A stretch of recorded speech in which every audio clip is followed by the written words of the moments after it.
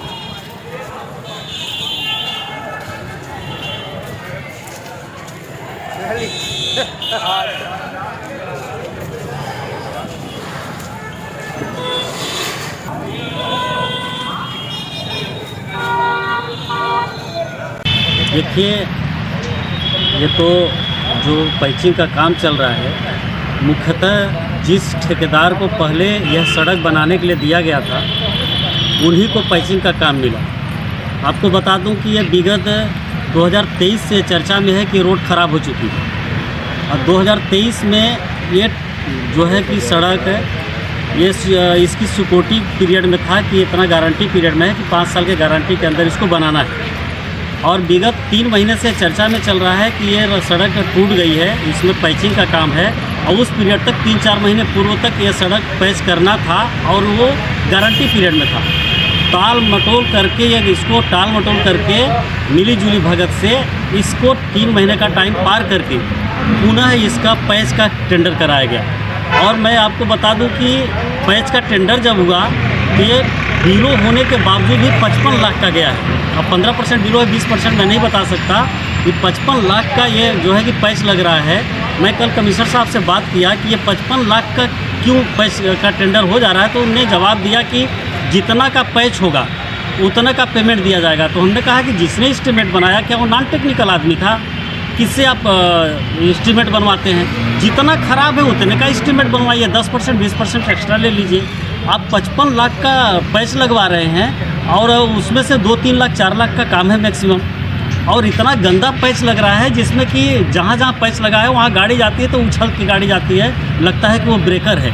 ये पूर्णतः व्याप्त भ्रष्टाचार की श्रेणी में है। मैं इसका कड़ा निंदा करता हूं और इसके विरोध में मैं पत्र लिखूंगा। कमिश्नर साहब से कल मौखिक बात हुई है, एक डेलीगेशन के साथ हम एमआईसी के सदस्यों के सामने बात हुई थी, जिसमें मेरी मिसेज पार्षद हैं, उनके द्वारा ये बात कही गई है और मैं भी उनका प्रतिनिधि होने के नाते मैं निवेदन करूंगा कि इसकी तुरंत जांच करें और नगर निगम के धन को सही ढंग से सही जगह पर लगाया जाए और जो गलत है जब तक पैसे सही ढंग से न बनाया जाए तब तक उसका पेमेंट बिल्कुल न किया जाए। इसी मामले में 2 अधिकारियों को बर्खास्त भी किया गया था एमआईसी के द्वारा, वो उसमें क्या हुआ? मतलब इसी सड़क के मामले में बर्खास्त किया गया था। देखिए, एमआईसी ने बार बार पास किया है और एमआईसी ने उसमें कहा है कि ये इनको बिल्कुल क्लीन चिट नहीं दिया जा रहा है। लोकायुक्त की जांच में वो दोषी पाए गए हैं, लेकिन बार बार आयुक्त महोदय के द्वारा उसको बोला जा रहा है कि राज्य सरकार को भेजेंगे, जबकि इनका विशेषाधिकार है उस दोषियों के खिलाफ कार्रवाई करने के लिए। कार्रवाई नहीं कर रहे हैं, राज्य सरकार को भेज रहे हैं। एमआईसी का कोई निर्णय मानने के लिए बाध्य नहीं हो रहे हैं, एमआईसी का निर्णय नहीं मान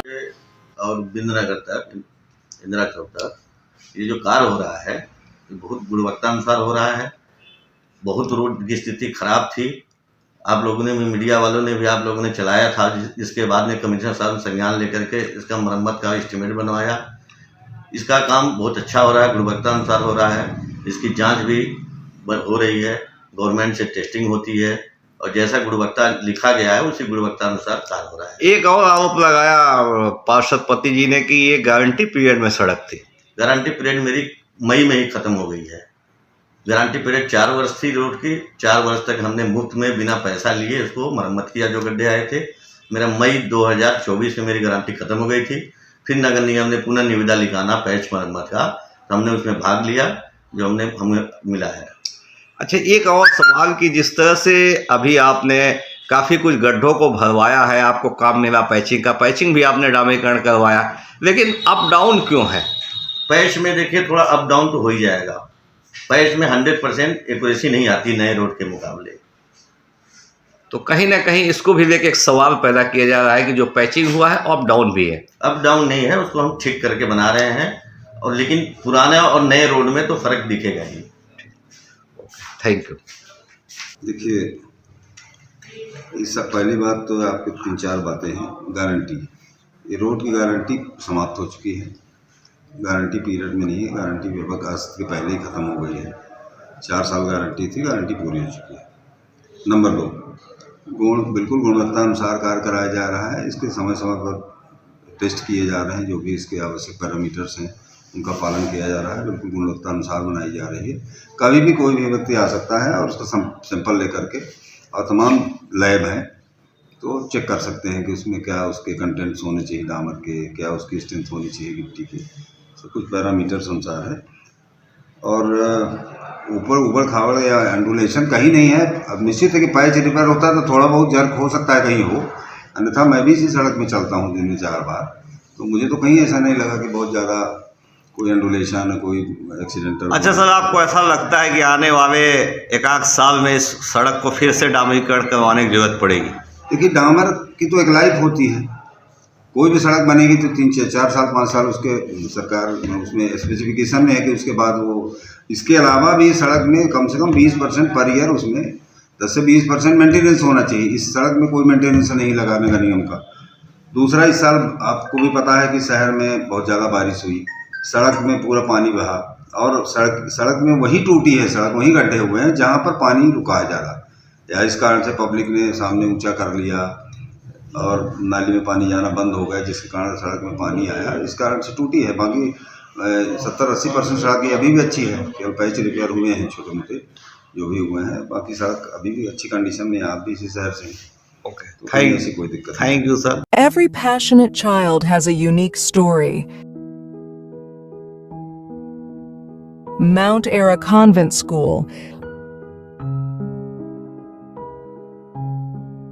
Mount Era Convent School believes that a better future lies where children can love themselves.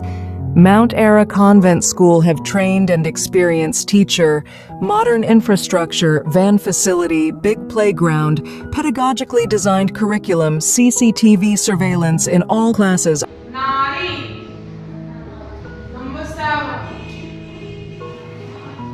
Classes are available from nursery to 8th in English medium.